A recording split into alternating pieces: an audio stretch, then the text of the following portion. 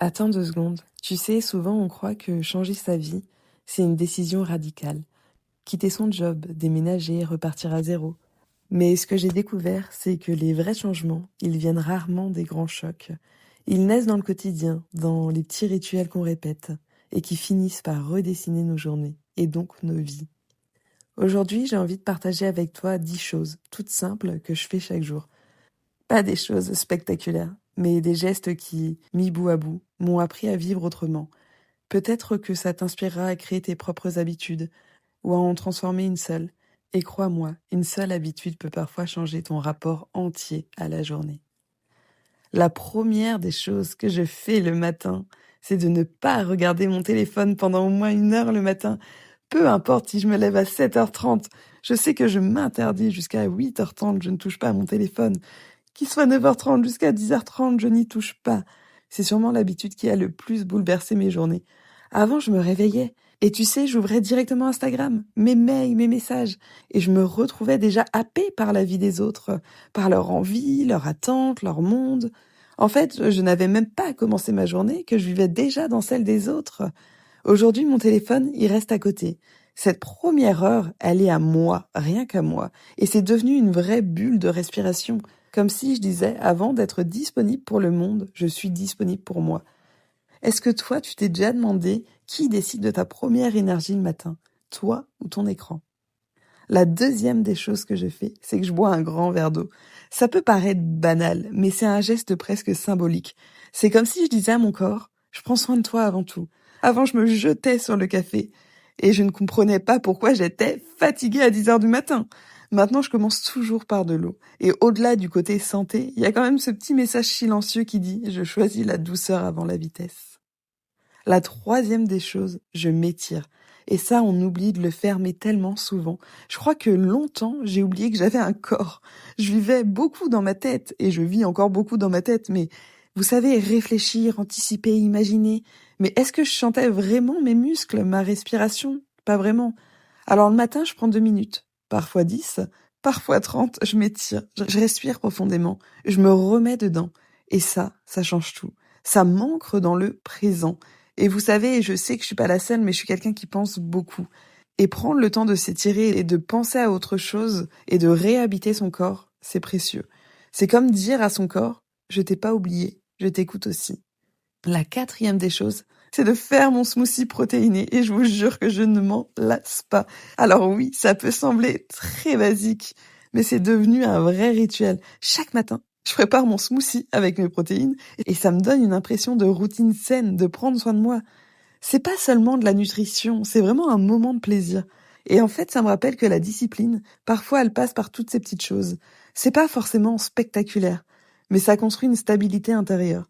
Et puis, pour être honnête, ça m'aide aussi à me sentir plus forte physiquement et mentalement pour la journée que ce café qui est super bon, mais qui nous endort au bout de 2 heures. Que ce smoothie protéiné, je sens son énergie toute la journée. La cinquième des choses, c'est de lire quelques pages. Pas besoin d'avaler un livre entier. Je veux dire, parfois même 3 pages, même 10. C'est un vrai carburant. Avant de me jeter dans la journée, je me nourris de mots qui ne sont pas les miens. C'est comme en fait ouvrir une fenêtre dans ma tête. Lire, ça m'apprend que je peux vivre 1000 vies en même temps. Et parfois une seule phrase, ça peut changer notre manière de voir la journée. Et ça, c'est primordial. La sixième des choses, c'est de stimuler ma curiosité. Chaque jour, j'essaye d'apprendre quelque chose de nouveau. Ça peut être minuscule. Un mot en anglais, un fait historique, une info que je ne connaissais pas. Parce que la curiosité, c'est vraiment ce qui empêche la vie de devenir une routine sans âme. Quand tu restes curieux, curieuse, tu continues à grandir. Et même les toutes petites découvertes, mis bout à bout, à la fin, elles finissent par t'agrandir intérieurement. Et c'est précieux. La septième des choses, c'est de faire du sport ou même de simplement marcher. Je parle pas forcément de faire un marathon, une grande performance, peu importe, mais bouger, c'est essentiel. J'ai l'impression de tourner une pub pour manger bouger. Mais bouger vraiment, ça fait circuler l'énergie. Et comme on dit, il faut apprendre à danser avec ses pensées. Quand on reste là, assis dans notre canapé, on pense. Mais il faut apprendre à danser avec ses pensées. Peu importe, même si vous n'êtes pas motivé à sortir, même s'il fait froid, même si vous n'avez pas envie de marcher, j'en sais rien, de faire des squats, d'aller à la salle, levez-vous, lancez votre musique préférée et dansez avec vos pensées. Souvent, personnellement, c'est dans ces moments-là que mes idées les plus claires arrivent. Rien que la marche, c'est déjà une méditation en mouvement. C'est comme une façon de dire à la vie, je suis en circulation, je ne suis pas figée. La vie, elle est mouvement. Et tant qu'on bouge avec elle, c'est là qu'on commence à se sentir bien. Si on reste figé, alors c'est là qu'il y a un gros décalage. La 8e des choses, c'est de travailler justement mon énergie.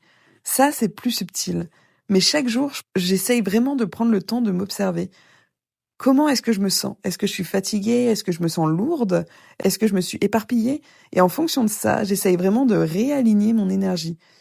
Parfois avec une respiration consciente, parfois avec quelques minutes de méditation, parfois juste en fermant les yeux. C'est invisible pour le monde extérieur, mais ça change toute ma manière de vivre la journée. Parce qu'il ne faut jamais oublier que notre énergie, c'est notre vrai carburant. Et si nous prenons pas soin de cette énergie, un jour, on va se retrouver sur la réserve. On va peut-être même plus voir le voyant rouge qui s'allume et ça sera fini. Et les 2 dernières habitudes que j'essaye de faire quotidiennement, souvent le soir, celle-là, la 9e, c'est de noter une gratitude. Parce que ça va venir changer la manière dont je m'endors. Peu importe la journée que j'ai eue, je cherche toujours cette petite chose, vous savez, qui a compté. Même minuscule, que ce soit un sourire, un ciel coloré, une discussion qui m'a touchée. Et je m'endors avec ça. Et vraiment, vous savez, ça m'amène une caresse. Vous savez, ça m'amène comme une papouille dans les cheveux. Vous savez, ce moment où il n'y a plus rien qui existe quand quelqu'un vous touche les cheveux et que vous vous sentez tellement allégé. Ben ça, noter une petite gratitude, c'est pareil. Et la dernière des choses que je fais également le soir, c'est que je note mes idées. Mes pensées, mes projets, les phrases qui me traversent. Vous savez, souvent, on a des choses qui nous viennent en tête. Un jour, puis on y repense le lendemain, et pendant 3 jours, et pendant une semaine, et pendant un mois. Et en fait, on se rend même pas compte qu'on pense à faire cette chose, ou peu importe qu'on a cette idée en tête tous les jours. Et en fait, moi, de noter ces idées, ça me permet de voir à quel point je répète cette chose que je dois faire. Vous savez, je pense que quand vous notez cette idée, en fait, ça vous donne envie de la réaliser. Et maintenant, quand j'ai quelque chose à faire, du coup, je le marque. Et en fait, je veux pas que cette chose, elle se répète, en fait, dans mes notes. Et du coup, forcément, j'agis. Et ça, je trouve ça puissant, de noter ces idées, en fait. Peu importe que ce soit le matin, le midi, le soir, peu importe. Mais ça libère. Et le lendemain, quand on se relit, peut-être que certaines sont absurdes, mais d'autres deviennent vraiment des graines. Et c'est grâce à ça, parfois, qu'on réalise ses plus beaux rêves. Enfin voilà, ces 10 choses, elles ne sont pas spectaculaires, mais ensemble, elles changent ma vie. Parce qu'elles changent la façon, en fait, dont je vis ma journée. Parce que tu vois, on devient ce qu'on répète. Et chaque geste, chaque habitude, c'est une petite pierre qu'on pose dans le chemin qu'on construit. Alors je te pose la question aujourd'hui. Et toi, est-ce que tu as déjà pensé à tes 10 petites choses? Pas celles qu'on rêve de faire un jour, mais celles qu'on peut vraiment installer au quotidien, dès demain matin. Parce que ces petites choses que tu répètes au quotidien, c'est ce qui feront les grandes choses qui arriveront dans ta vie plus tard. Sur ces belles paroles, je te souhaite une belle semaine. Je vous fais des gros bisous, prenez soin de vous, ciao!